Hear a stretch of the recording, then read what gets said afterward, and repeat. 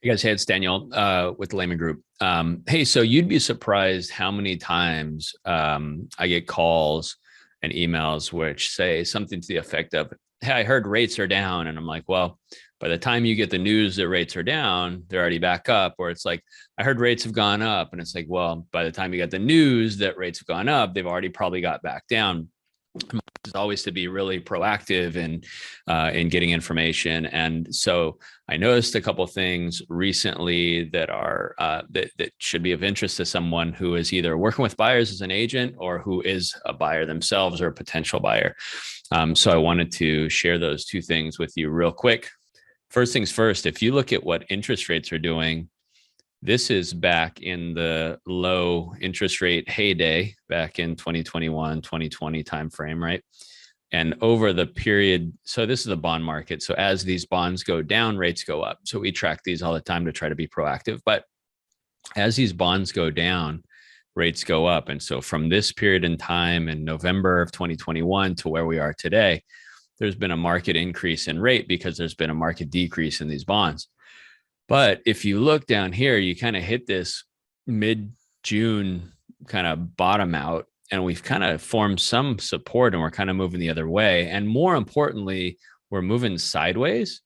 So since we're moving sideways, there's a lot of market dynamics here when the market's kind of tanking like this, the servicers freak out, everybody freaks out. So it creates an instability in the market. So now it seems like we at least treading sideways and we're creating a floor of support. So that should not only improve rates, and we're already seeing an improvement in rates. So that's number one. The news is still talking about rates going terrible.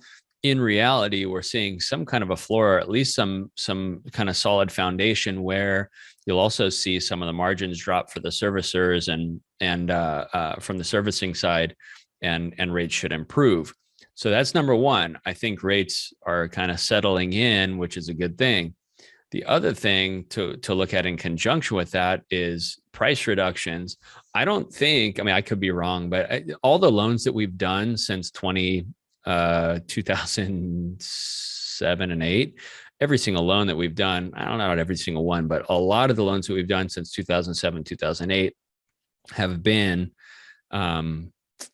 fully qualified loans. So it's not a circumstance where we are, we're checking income, we're checking assets, we're doing all that stuff. Prior to that, it was all stated income, stated assets, a bunch of craziness. And that really created a problem in the market. Right now, we've got a situation where clients have equity, like homeowners have equity, so they're not going to walk away from it. There's a supply and demand imbalance. So I think a lot of the softening, this chart here shows San Diego, California with a 37% rate of price reductions on homes. I don't think that means that the market is crashing. I think not 37% in price, just 37% of the listings have price reductions. I don't think the market is crashing. I think it's basically we were in this last couple of years of absolute chaos where a listing can go on for 100,000 over the last sale and it would get swooped up right away. I think that represents probably more of a coming down to earth where they were overreaching, seeing what they could get, and now we're pulling back to probably what is around market.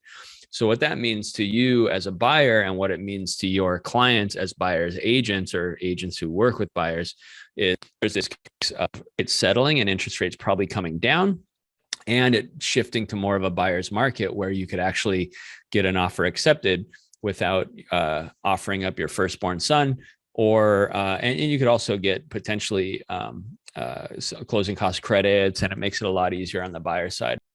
Hopefully that helps. Hopefully that's an indicator, an early indicator that in my view, you don't have to go out and buy a house right away, and you don't have to tell your clients either that it's like time to buy right now. But what you definitely want to do is, as the market settles from an interest rate standpoint, and as it's shifting to more of a buyer's market, you want to make sure that at minimum you're ready. So our focus in our office is planning and education. So we want to make sure that not necessarily whether you're buying now or 3 months from now or a year from now, make sure that you're ready. So when you do see that, you're not behind the curve. It's not like, hey, I saw rates went down. It's like, well, rates went down a while ago.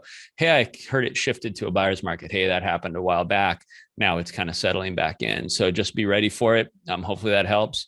If it were me in the market, I would have my ducks in a row. And if there's anything that we can do to help you do that, or if you're an agent, if there's anything that we can do to help your clients get there, I think it's important to be proactive in advising our clients to be ready for the shift as opposed to be reactive once it happens, especially if over the last couple of years, they've been really frustrated by the process, because I think that's shifting quite a bit. So hopefully that helps. Reach out to us if you need anything at all. We're here to help. All right. See ya.